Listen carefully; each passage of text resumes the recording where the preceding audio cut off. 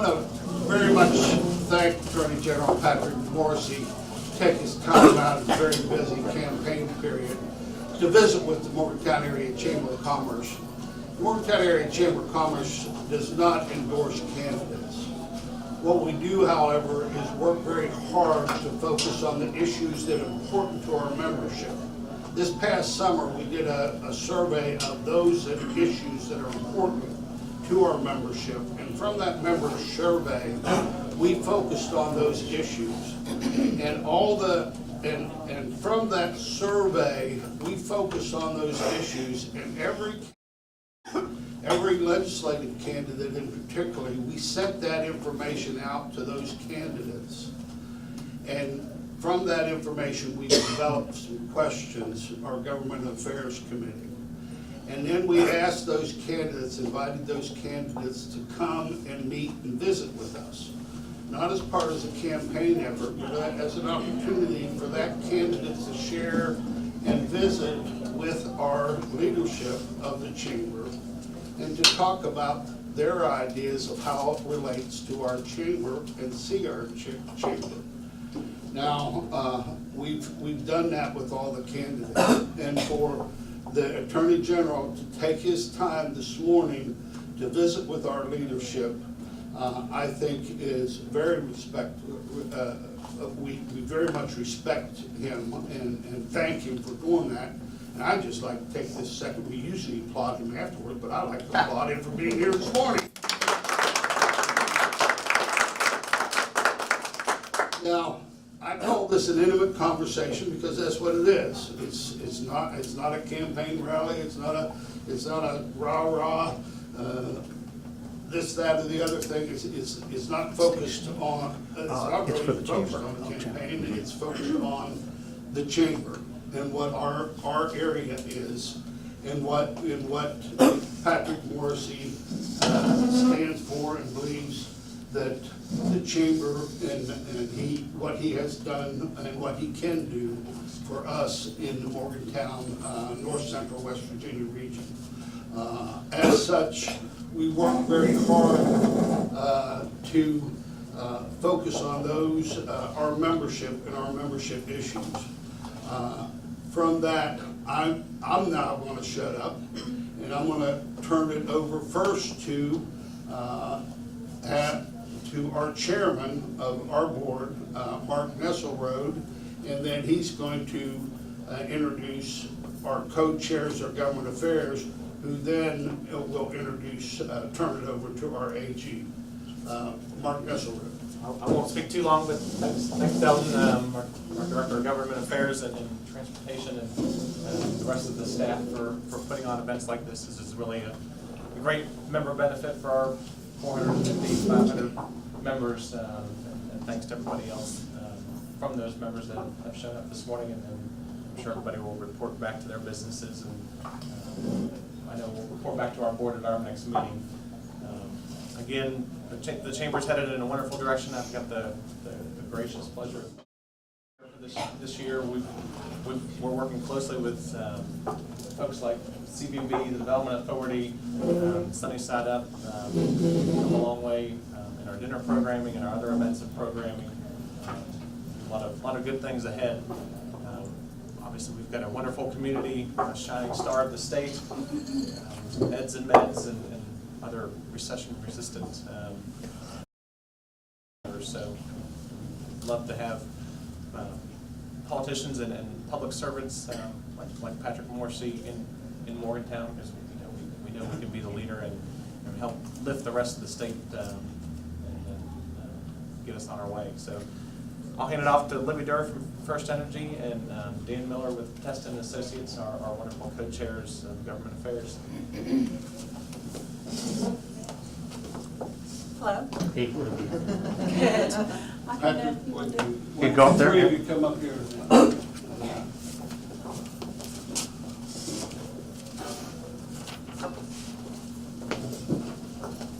Libby, you want to just mention that a couple months ago we did this survey of all the members, 400 or 500 members of the chamber, and we had a little over 100 responses on what is considered priorities. So we took and kind of refined those comments into a few basic questions. I don't think there's anything shattering with the results, but Libby's got a couple of questions that would probably represent some of the concerns of the members in the Morgantown Chamber. Okay, well, we'll get started. Thank you for Sure. being here. We really appreciate it. Now, we are trying to be consistent with our questioning. Sure. So you'll know. But the first question we have is, and this is not surprising, roads and transportation. And we would like to know what actions you will take yourself to ensure federal funding for road projects that is spent in West Virginia, and specifically Montague County. And we do know this is important because it's important to economic growth in the area. Right. Well, first of all, I want to say thank you to everyone for coming here today. It really means a lot. I've spent a lot of time in Morgantown and Mon County over the past 6 years as your Attorney General. And I can say that underlying almost every action that we've been taking is we've been trying to help ensure that the business climate in West Virginia starts to rise. Because when I took office, I know there were a lot of huge challenges. I went into the AG's office and it was a disaster zone. The reality is we used to say we had to clean up the friends and family plan in order to get to a better place. As AG, we try to evenly enforce the law so that everyone knows they have an opportunity to be treated the same way. That's critical. Now, in terms of the U.S. Senate and the question that you asked, I think it's critical that West Virginia really build on its strategic location nationally. We're within 10 hours of 180 million people. We have an opportunity to be dominant in terms of the export of a lot of our goods and services. And it's because we actually face off to the northeast, to the capital region, to the southeast, down toward Kentucky, southeast, then up to the Midwest. With all the states that we touch, we can become a lot more competitive. But you don't become more competitive unless you actually have an infrastructure that allows you to get to fro.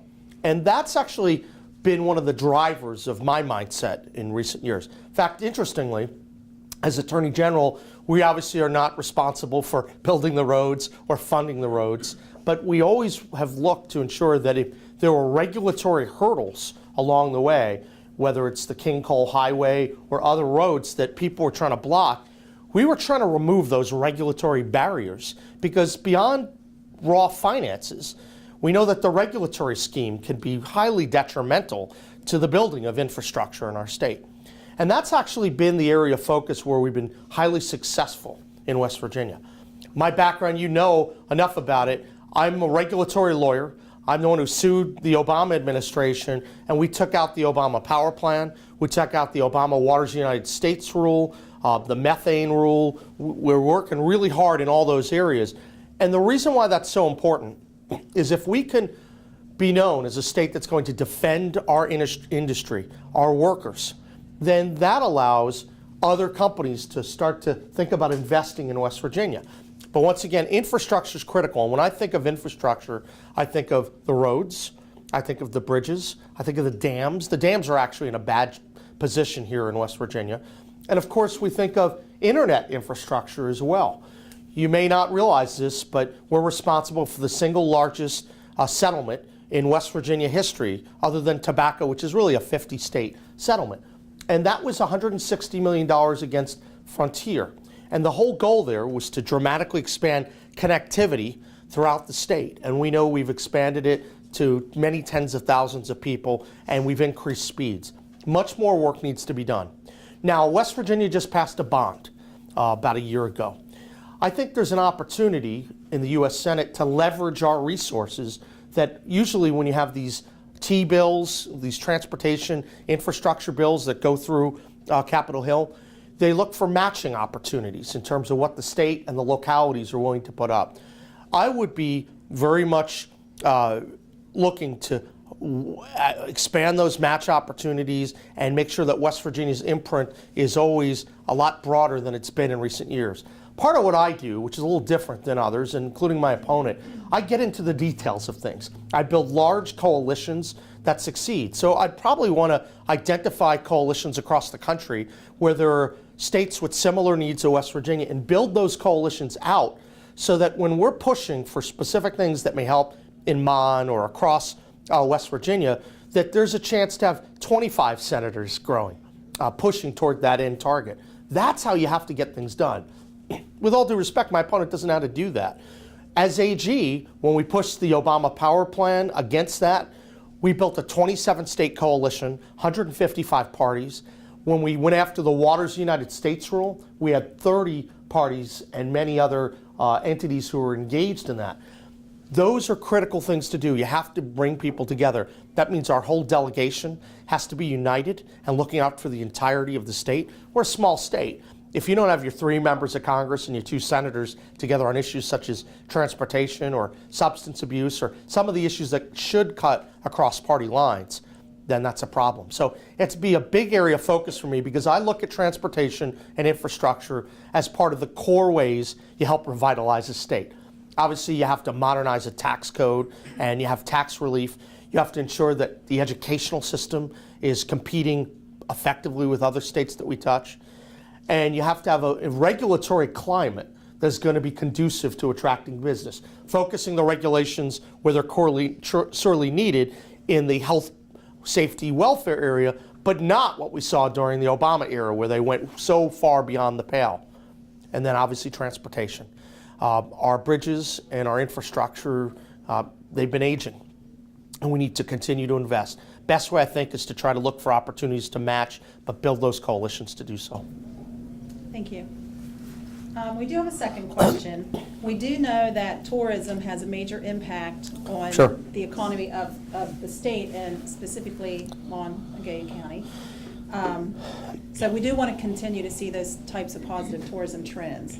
Knowing that trail recreation can add substantially to the local tourism economies, can you tell us how and if you plan to assist with funding necessary for linking local trail networks to federally funded trails, which will allow our state to showcase its unique and beautiful segments that most people never get to see? Yeah, I think that's an important issue because West Virginia, I think whatever people across the country think about our state, we all know we're very lucky. We live in the best state in the nation, amazing people, great location.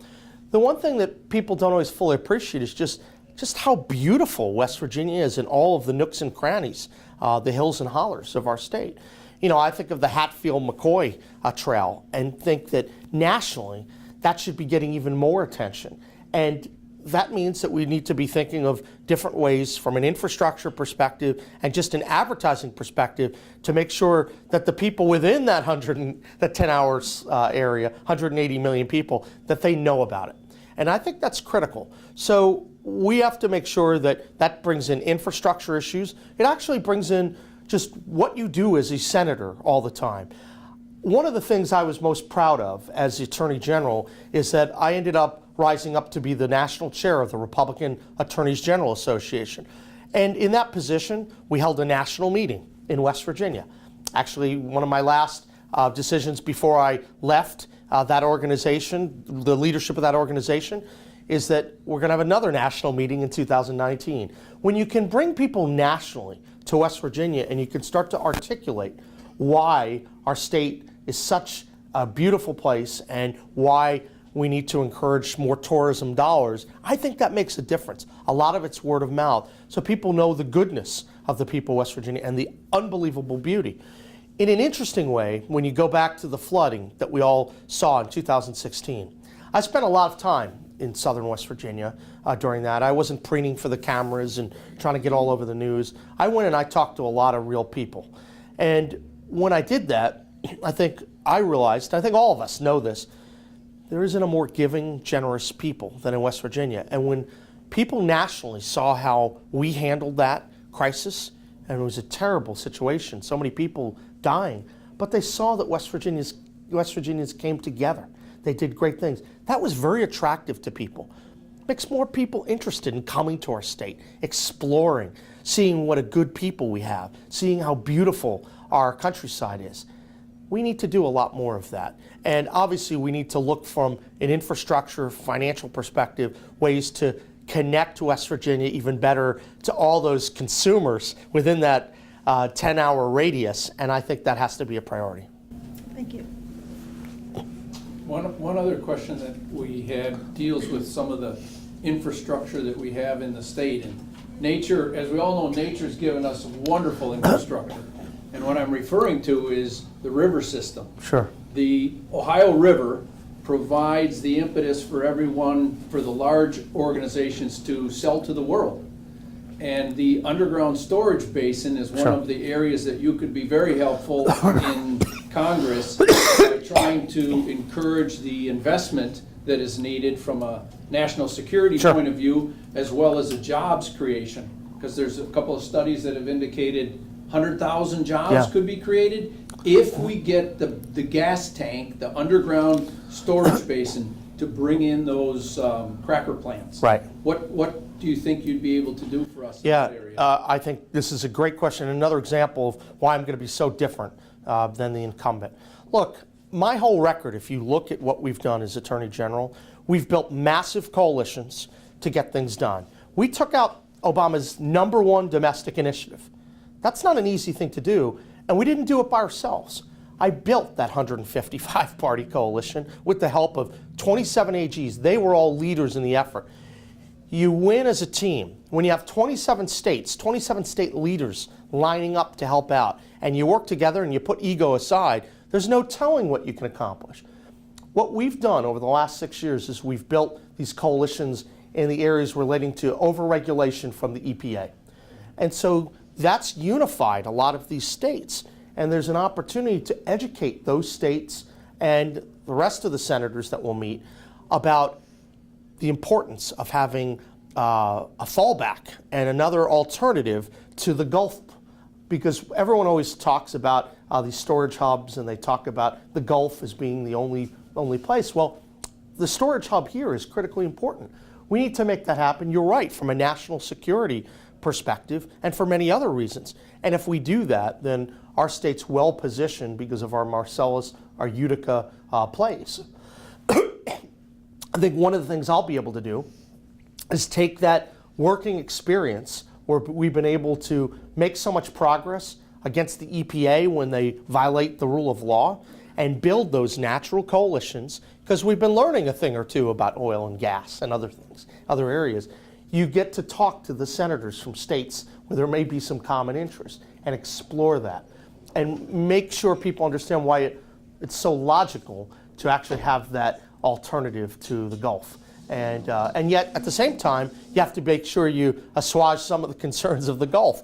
In my current EPA coalition, where we bring people together, we do a lot of work with Texas, with Louisiana, with Mississippi, with Alabama. And so you have to be sensitive to what's going on. You can't just put a flag in the ground and say, well, we're not involving you anymore. We have to build. And I think there's an opportunity to do that. That's been my whole experience as Attorney General. Define an objective that's based on principle.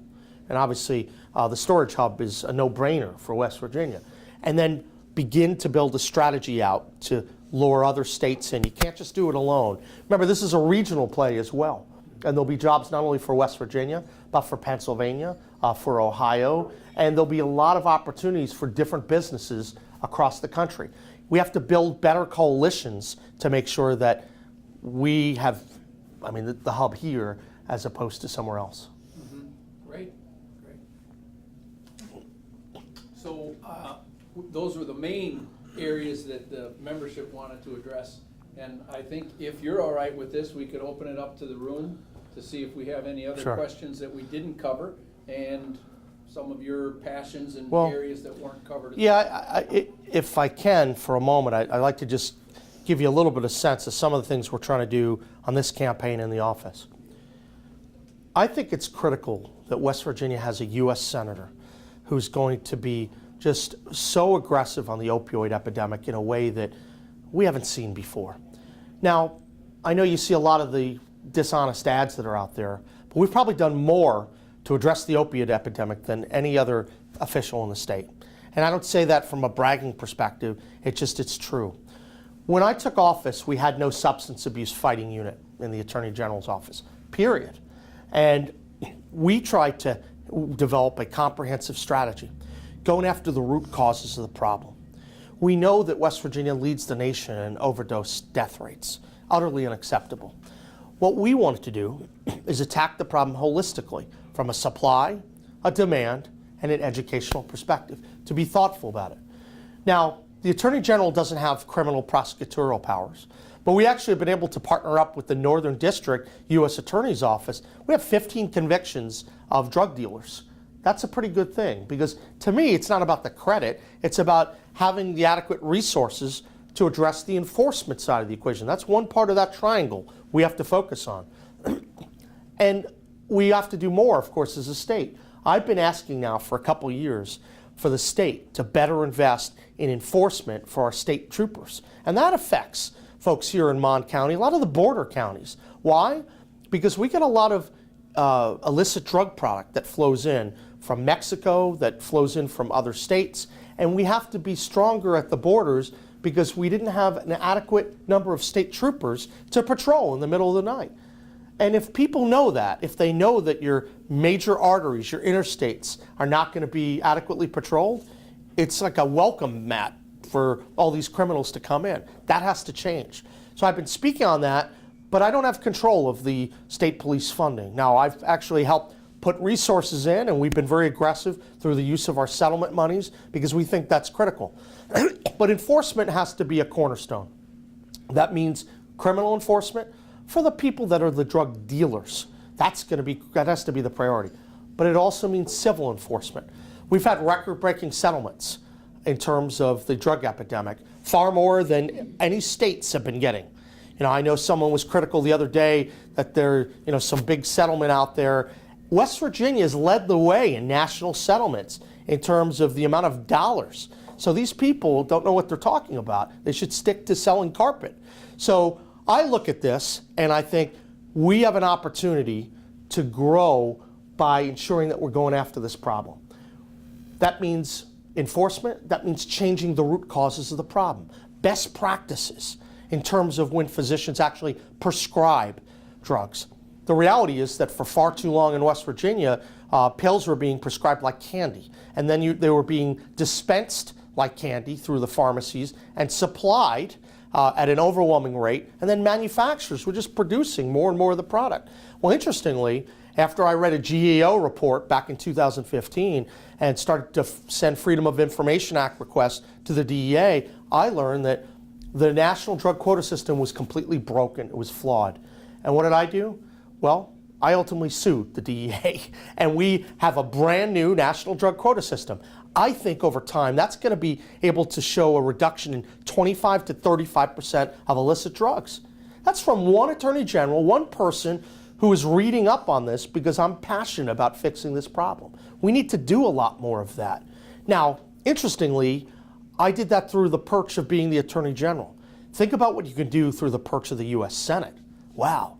You're not limited with some of the tools. As AG, you can go after things that are illegal. In the U.S. Senate, you're not so restricted. You can go after really stupid policies, and you can fix them. And that's what we're going to do. On the opiate issues, we can save so many lives if we can just get everyone focused. Now, as AG, we've done a lot in this space, and we're going to keep doing more because there's too much death. But when we walk in, there's no infrastructure at all. In 2013, I mean none, to tackle this problem. It was embarrassing at a level you couldn't imagine. We changed that, not only in terms of the oversight of all those within the industry, and we've had lawsuits and settlements affecting every aspect of the industry, but the DEA, I mentioned that major change, the best practices, so that when you're a doctor, you're not putting so many pills out that might be needed, but you're looking at non-opiate alternatives. If you can cut down on the number of illicit product that's out there or when it's not needed, that makes a big difference. That's been a huge area of focus, and I know that we're making progress in that area. Then you have the treatment regimen. We have to take some of these dollars and we have to apply it to treatment to get people better in their head and their heart. You can't just reintroduce people back to the same area, expect folks to get better. We need to put some more of those settlement resources in that space, and we need to make sure that we're not reintroducing people so that they're going to repeat their bad behavior in the past. So treatment's critical, and that's not just beds, that's mental health training and ensuring that we're building out some of the faith-based initiatives that are out there. We created a Combating Addiction with Grace faith-based initiative. 750 people we met with, many hundreds of pastors who are creating local networks to fight on the front lines. Because to solve this problem, it's an all-of-the-above approach. Local communities taking the lead with local government, state government, federal government. That's how we get this done, as opposed to politicizing all this nonsense that you see from some of these politicians. We've been really focused on how we solve the problem instead of just pontificating and not actually delivering almost anything. I mean, literally almost nothing. So treatment has to be critical. Education. We form multiple training modules to go after the education component of this. That means getting into the schools, where we've had a lot of contests, public service announcements, so the young ambassadors of our state know a little bit more.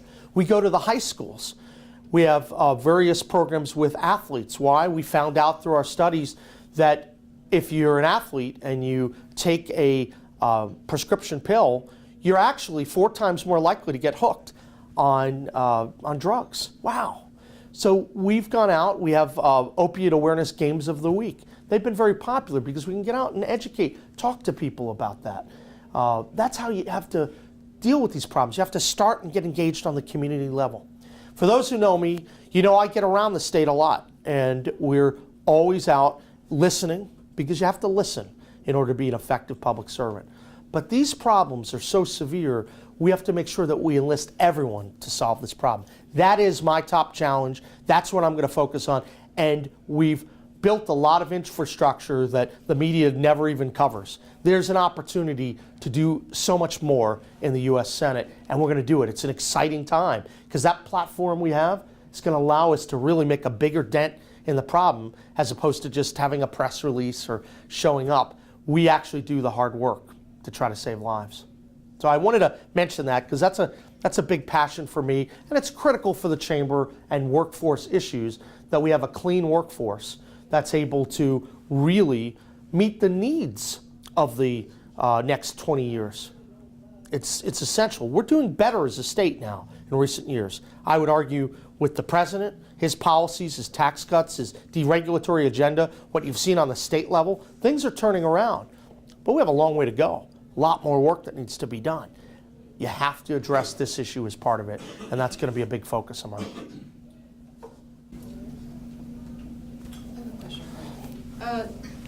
I'm sure there are statistics on this, but what is the preponderance of problem? Is it illicit or prescription, or people stealing the drugs from people's medicine chests, family members take it? Right. But what is the most? And the reason I'm asking is because it occurs to me that getting a prescription these days is just awful.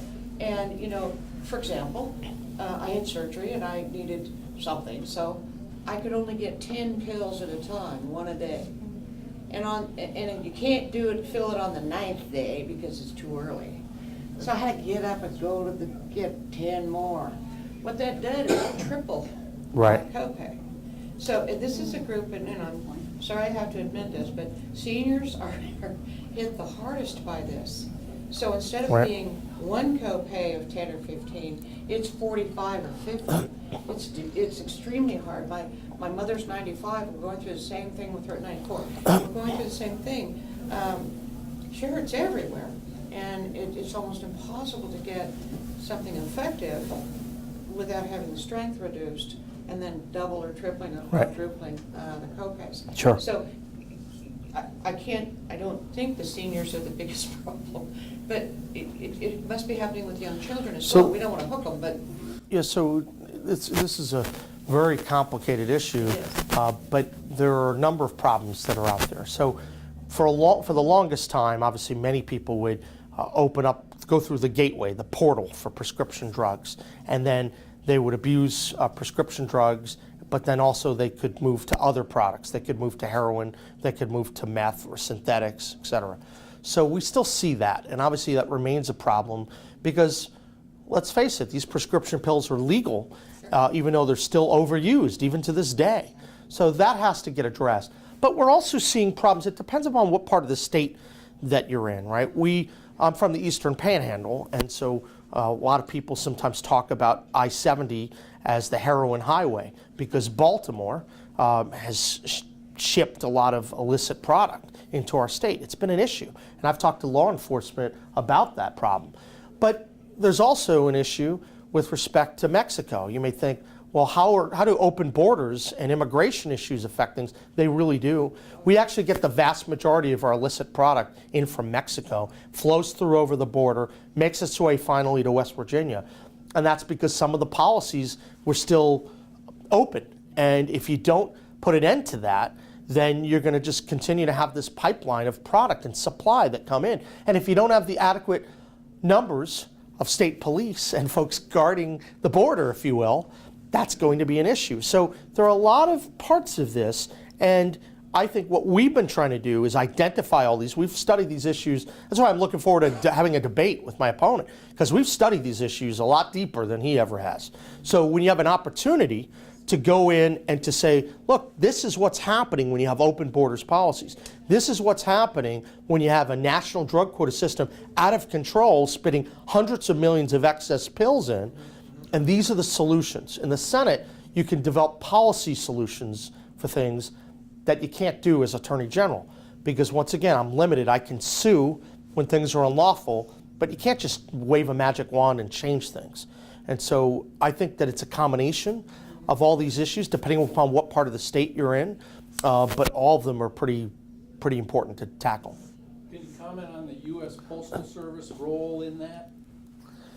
Well, look, I think that there needs to be a lot of tightening up in terms of illicit product flowing in. I know back in the day when I was doing health work on Capitol Hill, that there were a lot of issues of drugs that were being smuggled in through the U.S. Postal Service, and there was investigations that were occurring.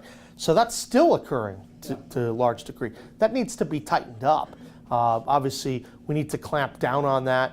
I haven't seen the most recent statistics, but I know it's been an ongoing problem, and the Postal Service needs to continue to look at ways to limit that illicit product. And that's something that has to be an important area of focus for the oversight side of Capitol Hill.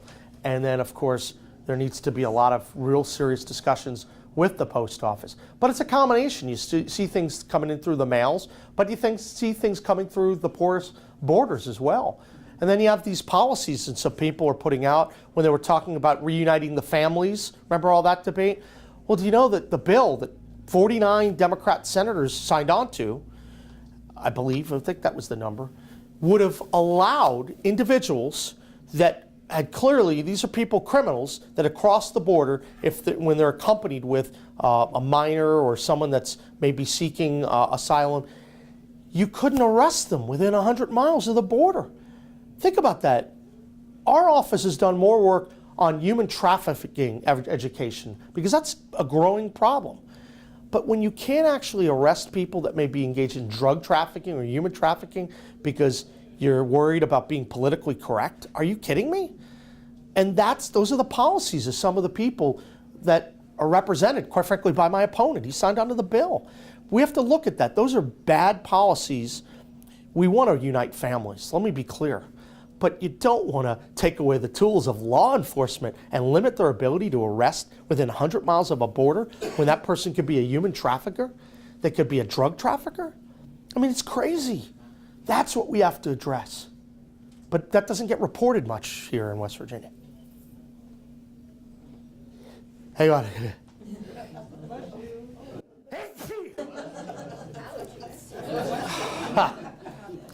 We're going to have a fix for allergies, too.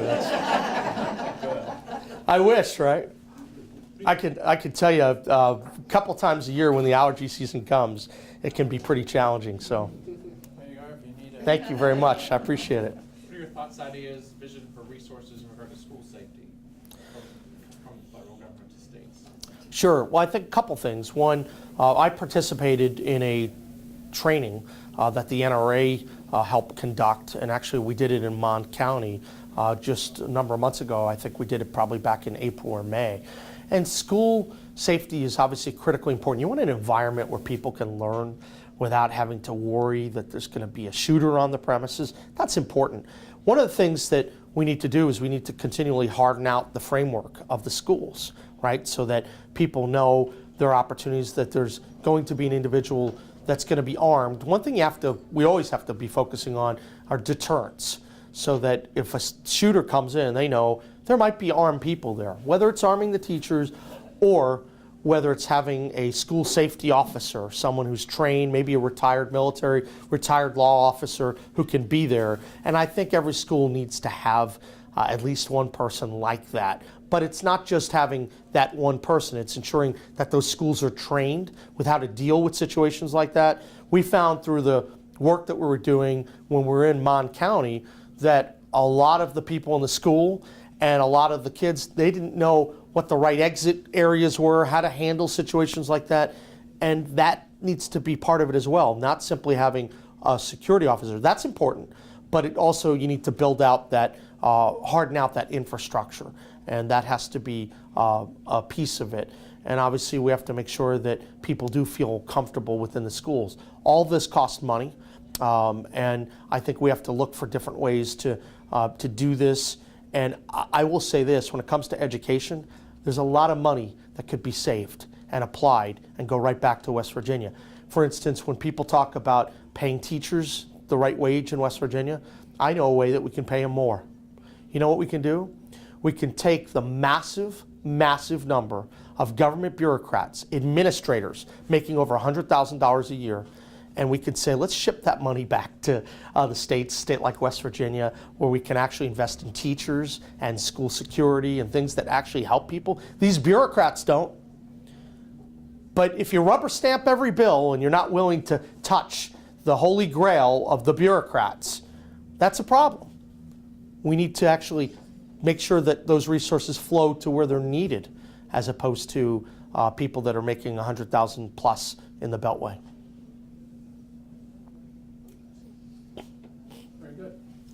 Any other questions? Oh, yes, sir. Workforce is a real issue throughout the state of West Sure. Virginia, in many industries, hospitality, Yeah. transportation, all kinds of things. And you mentioned that you're focused regulatory, getting into the weeds Yeah, on yeah. things. What's your position on the difference between the federal government's position as it relates to marijuana, and from state to state being different than the federal position? Because with young people today, whether people like it or not, they often see marijuana as actually a better alternative than alcohol. And that's Right. actually preached in several of the health classes Right. in the schools.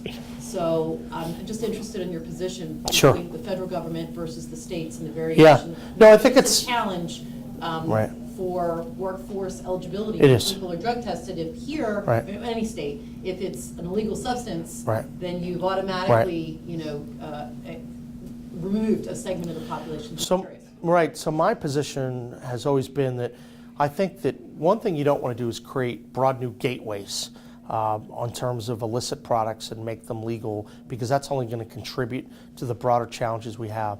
But at the same time, to the extent that we think that medicinal marijuana might provide some benefit to individuals, I view that differently than recreational. I've said no, absolutely no to recreational, because we cannot open up another gateway, a pathway. Now, to the extent that we could show and prove that medicinal might actually help some of the chronically ill patients, cancer patients in need, and that could be tested. Remember, that's on Schedule 1 right now. It means you can't get tested.